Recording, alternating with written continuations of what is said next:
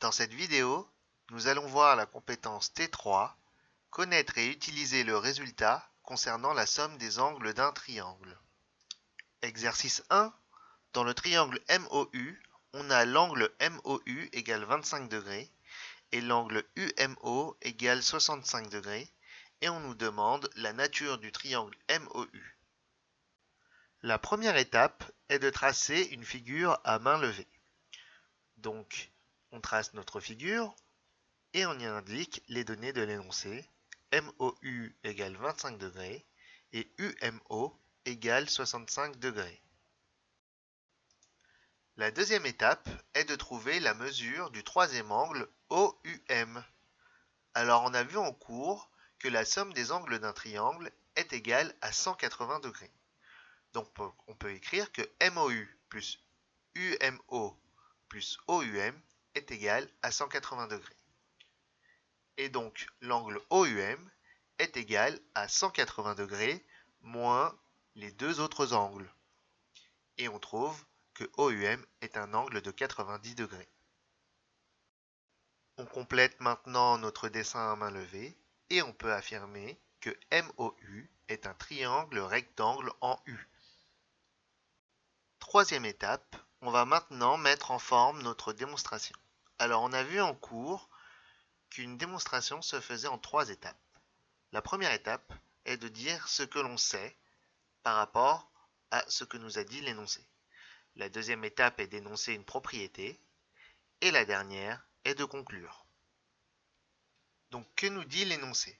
L'énoncé nous dit que MOU égale 25 degrés et UMO égale 65 degrés. Maintenant, on va énoncer notre propriété.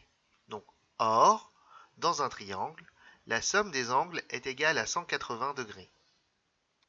Par les calculs précédents, on peut donc affirmer que OUM égale 90 degrés. Et donc, MOU est un triangle rectangle en U. Deuxième exercice, dans le triangle CGT, on a l'angle CGT égale 46 degrés et l'angle GTC égale 67 degrés et on nous demande de trouver la nature du triangle CGT en justifiant. La première étape est de tracer à main levée une figure. On y indique les angles CGT et GTC. La deuxième étape est de trouver la mesure du troisième angle. Donc pour cela, on va utiliser la propriété de la somme des angles d'un triangle. Donc CGT plus GTC plus TCG égale 180 degrés.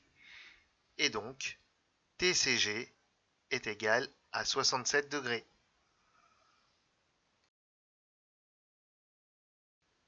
On peut maintenant indiquer la mesure de TCG sur notre dessin à main levée et on remarque que CGT est un triangle isocèle en G. Troisième étape, on va maintenant, comme dans l'exercice précédent, mettre en forme notre démonstration en 3 parties. Alors on sait que CGT égale 46 degrés et GTC égale 67 degrés. On énonce maintenant la propriété de la somme des angles d'un triangle et on peut conclure que l'angle TCG est égal à 67 degrés. Et on en déduit que CGT est un triangle isocèle en G. Dans ce troisième exercice, on nous donne une figure et on nous demande de calculer la mesure de l'angle ECA en justifiant les calculs. Alors regardons un peu plus attentivement cette figure. Ce qu'on cherche, c'est l'angle ECA. Donc c'est celui que j'indique ici en rouge. Alors regardons maintenant les informations que nous donne le codage. Dans le triangle DEC, on observe que les segments CD, DE et EC ont la même longueur. On en déduit donc que le triangle DEC est un triangle équilatéral. Et comme dans un triangle équilatéral, les trois angles ont la même mesure, on peut écrire que l'angle ECD égale 60 degrés. Alors regardons maintenant le triangle ADC. Ce que l'on observe, c'est que les segments AD et DC ont la même longueur. Mais on observe aussi que l'angle ADC est un angle droit. Le triangle ADC est donc un triangle rectangle isocèle en D.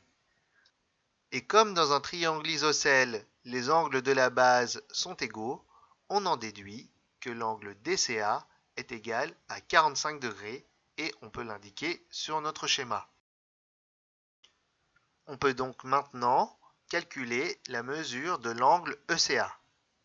Donc ECA est égal à ECD plus DCA, qui est égal à 60 plus 45, et donc ECA égale 105 degrés. Alors mettons à présent en forme notre démonstration. Cette fois, notre démonstration se fera en deux parties. Dans une première partie, il faudra d'abord prouver que l'angle ECD égale 60 degrés.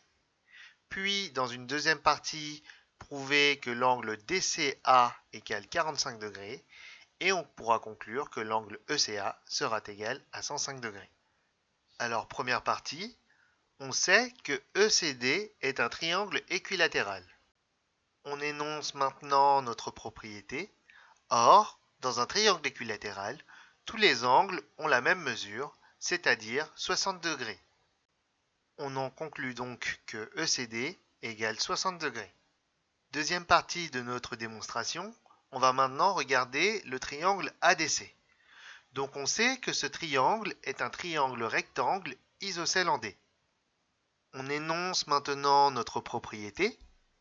Or, dans un triangle rectangle isocèle, les deux angles de la base mesurent chacun 45 degrés. Et on peut donc en conclure que l'angle DCA égale 45 degrés. On en déduit au final que l'angle ECA, qui est la réunion des deux angles adjacents ECD et DCA, est égal à 105 degrés.